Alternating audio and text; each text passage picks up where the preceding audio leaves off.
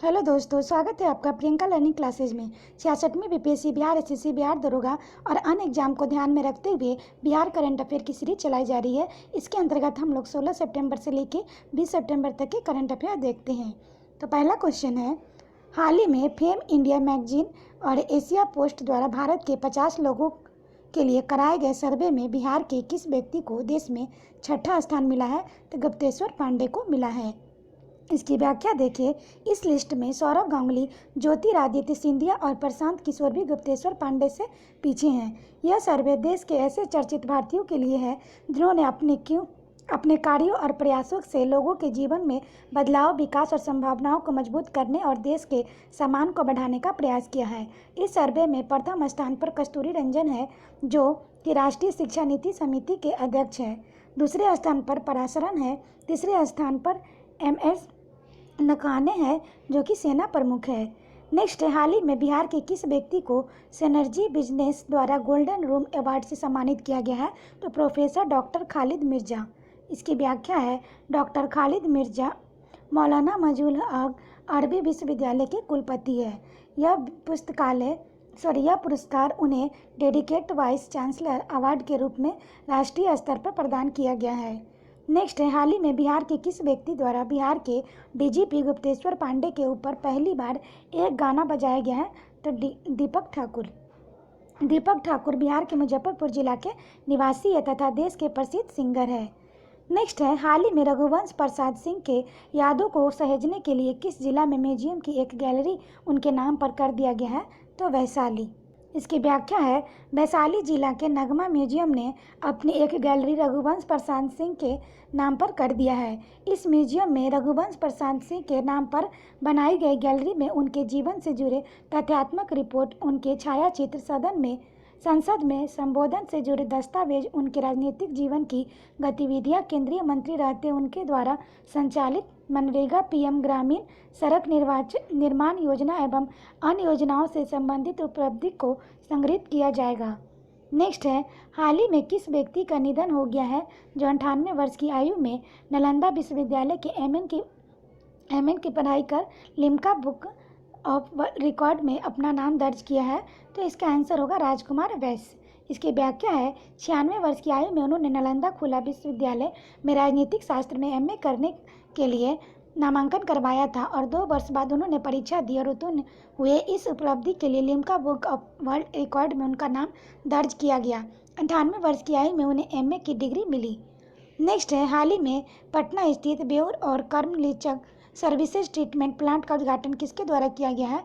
तो नरेंद्र मोदी द्वारा किया। इसकी व्याख्या है, 192 करोड़ की लागत से इन 2 प्रोजेक्ट को पूरा किया गया है। नमामि गंगे परियोजना के तहत पटना के सबसे पहले इन्हीं 2 परियोजनाओं का चयन किया गया था। राजधानी पटना को 6 जोन में बांटकर नमामि गंगे प्रोजेक्ट के शुरू किया गया था। इसके अलावा 41 करोड़ की लागत से बने सिवान जलापूर्ति योजना का उद्घाटन, 52 करोड़ की लागत से छपरा में जलापूर्ति योजना और 11 करोड़ की लागत से मुजफ्फरपुर से रिवर फंड डेवलपमेंट कार्यक्रम का शिलान्यास नरेंद्र मोदी जी के द्वारा किया गया है। नेक्स्ट क्वेश्चन है, हाल ही में राज्य के कितने पुलिसकर्मी को वीर पशुपति मंडल से पुरस्कृत किया गया है? तो 22। इसकी व्याख्या है, मुजफ्फरपुर, वैशाली, सीतामढ़ी, शिवहर जिले के 22 पुलिस अफसर व जवान को वीर पशुपति मेडल से पुरस्कृत किया गया है। नेक्स्ट है, सोशल मीडिया में किसी भी नेता या राजनीतिक पार्टी के बारे में भ्रम फैलाने को रोकने के लिए किस लिंक को एक्टिवेट किया गया है? तो फैक्ट चेक। इसकी व्याख्या है, सोशल मीडिया पर हो रहे दुष्प्रचार का जवाब आयोग व जिला प्रशासन के वेबसाइट पर जारी फैक्ट चेक के लिए लिंक दिया जाएगा। कोई भी मतदाता किसी भी खबर या पोस्ट की सच्चाई आयोग से संबंधित जिले की वेबसाइट के फैक्ट चेक के लिंक के जाकर पता कर सकेगा। अब हम लोग देखते हैं 17 सितंबर के करंट अफेयर। पहला क्वेश्चन है, हाल ही में देश की पहली हैप्पीनेस इंडेक्स जारी की गई है। इस इंडेक्स में बिहार को कौन सा स्थान मिला है? तो 25वां स्थान मिला है।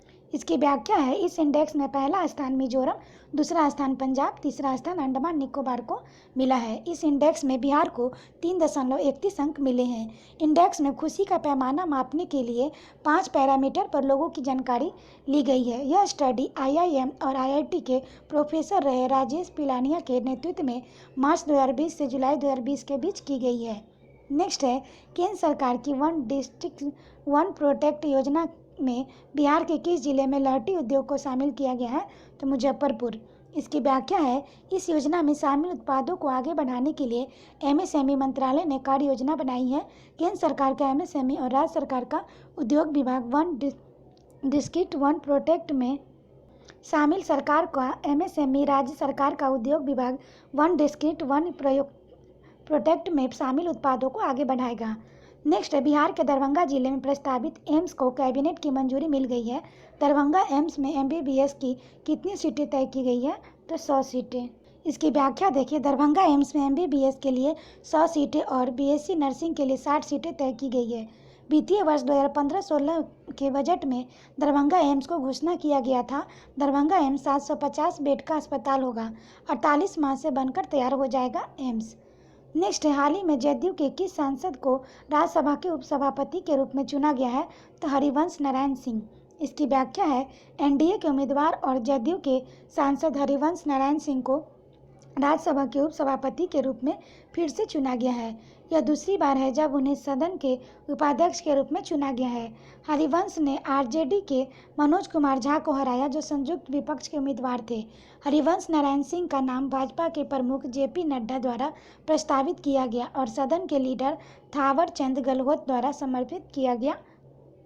नेक्स्ट क्वेश्चन है, हाल ही में आत्मनिर्भर भारत अभियान के तहत मौसमी फल और सब्जियों की खेती करने वाले किसानों के सहयोग के लिए कौन सा अभियान प्रारंभ किया गया है? तो ऑपरेशन ग्रीन। इसकी व्याख्या देखें, इसके तहत उत्पादों को बिक्री संकट दूर किया जाएगा। बिहार कृषि विभाग ने इस योजना के लिए 13 विशेष फल सब्जी का चयन किया है। नेक्स्ट है, बिहार के किस रेल मंडल के रेलवानी नामक एक डिजिटल पत्रिका का विमोचन किया गया है? तो दानापुर मंडल। इसकी व्याख्या है, यह एक हिंदी त्रैमासिक डिजिटल पत्रिका है। नेक्स्ट है, बिहार के राजेंद्र कृषि विश्वविद्यालय के द्वारा कुपोषण से लड़ने वाले गेहूं की किस प्रजाति को विकसित किया गया है? तो राजेंद्र गेहूं प्रथम, राजेंद्र गेहूं तृतीय। इसकी व्याख्या है, राजेंद्र गेहूं 3 गेहूं के बायोफॉस्टिक प्रजाति है। इसके आयरन की मात्रा 43 ppm है और जिंक 42 ppm है, जबकि सामान्य गेहूं में आयरन और जिंक की मात्रा 20 से 22 ppm होती है। राजेंद्र गेहूं 1 में जिंक की मात्रा अधिक है और इस गेहूं का डॉक्टर सतीश कुमार सिंह और उनकी टीम ने 6 सालों में विकसित किया है। नेक्स्ट है, हाल ही में बागवानी मिशन की ओर से मशरूम और सब्जियों की खेती के बारे में किसानों को प्रशिक्षित करने के लिए किस नाम से वैन को रवाना किया गया है? तो mobile agriculture school and services. इसकी व्याख्या है, इस वैन में 50 किसान बैठकर प्रशिक्षण ले सकते हैं। 15 सितंबर से 8 अक्टूबर तक राज्य में घूम कर किसानों को प्रशिक्षित किया जाएगा।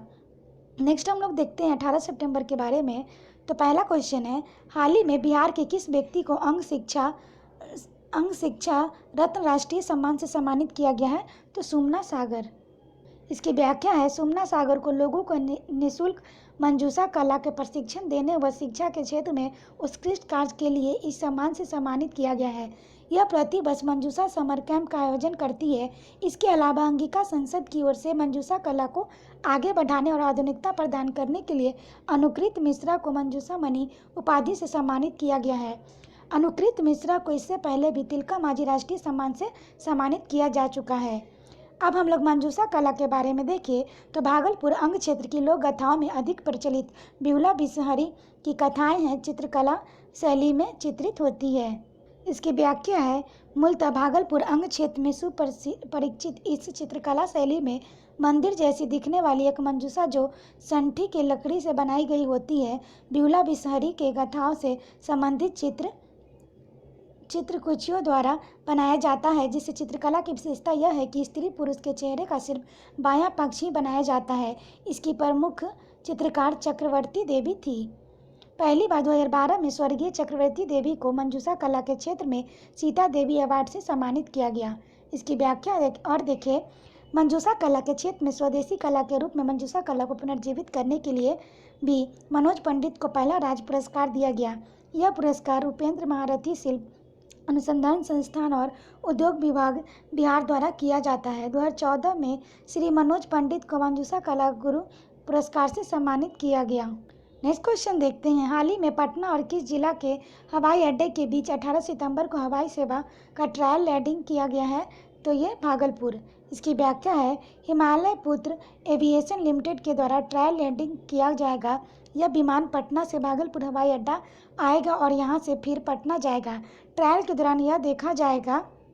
नेक्स्ट क्वेश्चन है, हाल ही में नरेंद्र मोदी जी के द्वारा बिहार में कहाँ पर बिहार का पहला विद्युत लोको रोड का उद्घाटन किया गया है? तो बरौनी। इसकी व्याख्या है बरौनी बिहार के बेगूसराय जिला में है। इस शहर को पहले झुलदा मज के नाम से जाना जाता था। 1961 में इस फुलवाड़िया नगर के क्षेत्र में मिला गया।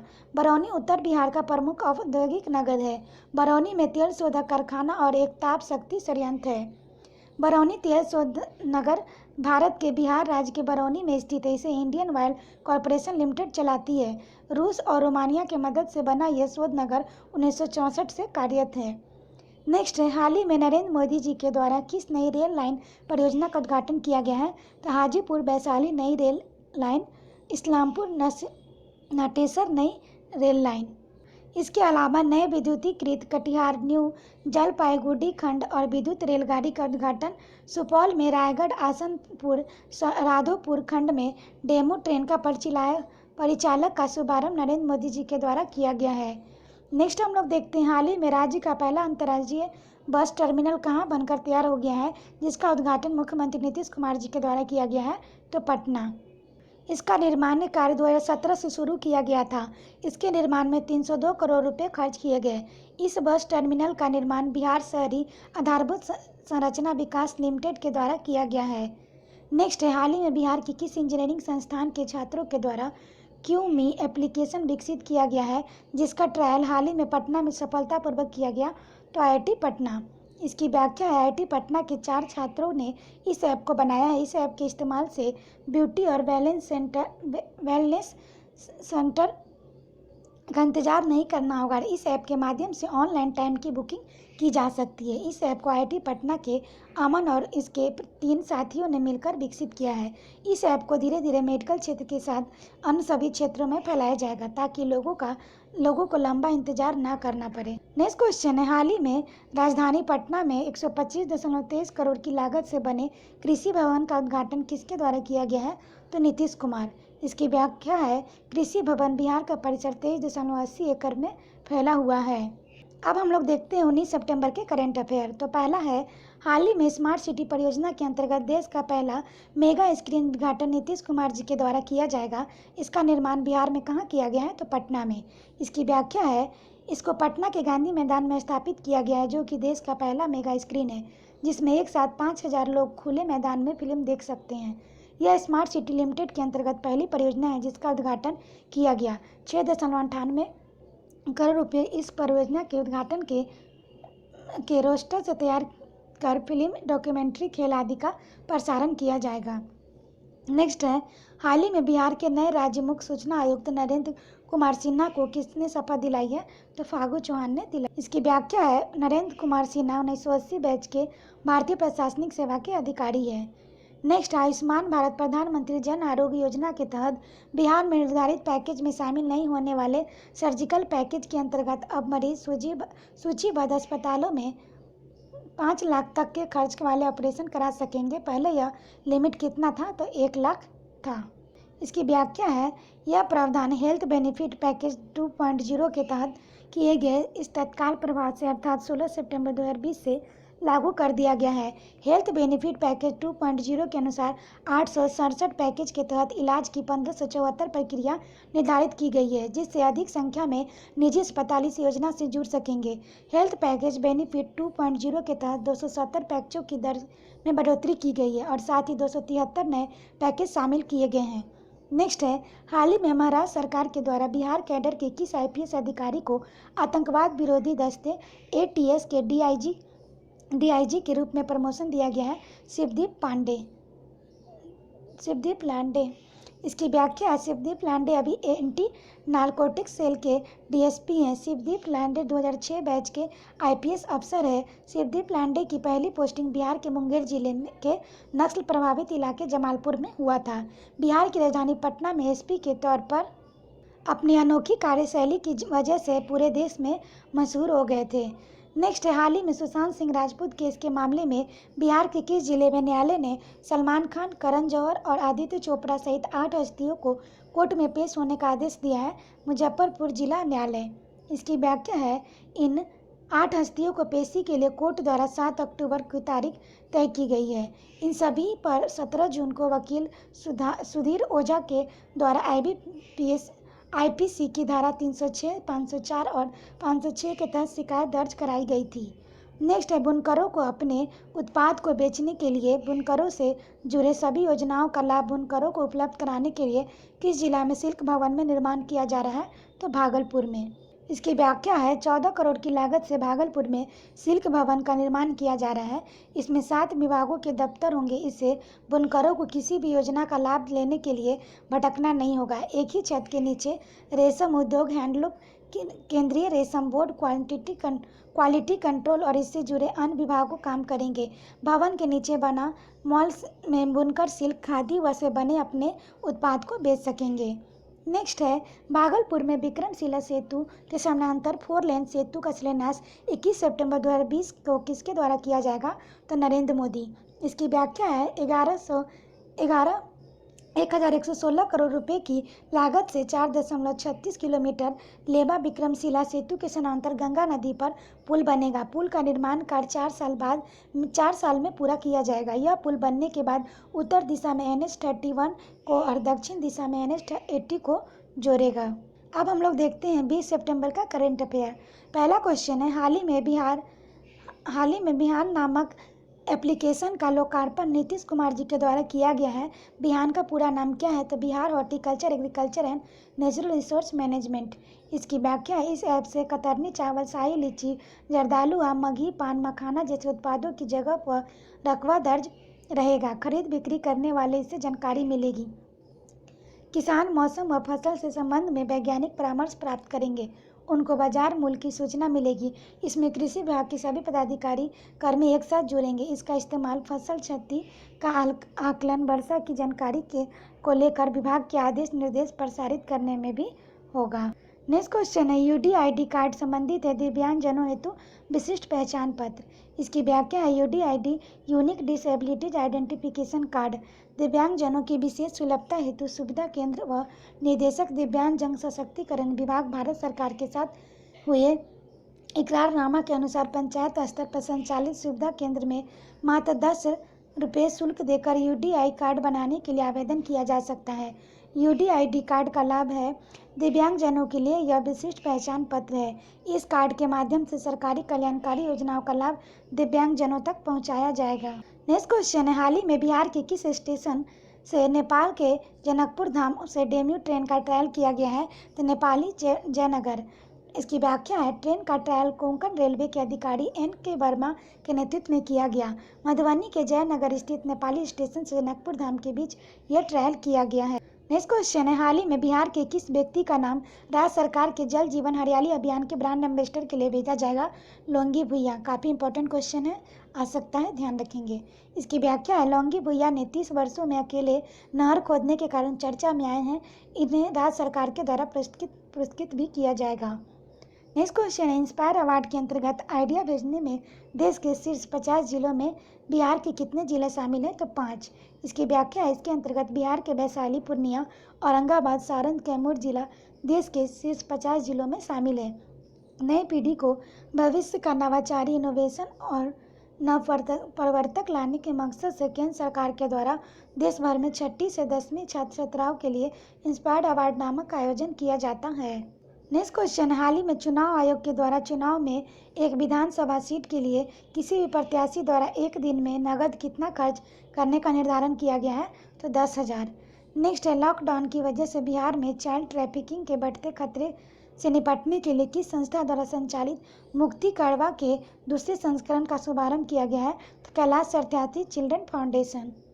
इसकी व्याख्या है, इसके तहत बिहार के 5 जिले अररिया, मधुबनी, मुजफ्फरपुर, दरभंगा और पूर्णिया के 500 गाँव में जागरूकता अभियान चलाया जाएगा।